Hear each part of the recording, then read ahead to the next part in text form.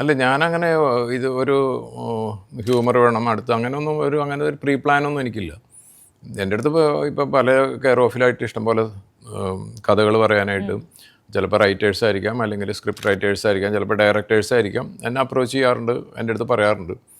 അപ്പോൾ ഇത് കേട്ടുകൊണ്ടിരിക്കണതിൻ്റെ ഒരു 99% നമ്മൾ ചെയ്യാറില്ല. എന്ന് വെച്ചിട്ടുണ്ടെങ്കിൽ നമുക്ക് ആ ഒരു വിശ്വാസം വന്നില്ല, നമുക്കൊരു കഥ കേട്ട് കഴിയുമ്പോൾ ഒരു എക്സൈറ്റ്മെൻറ്റ് തോന്നണില്ല.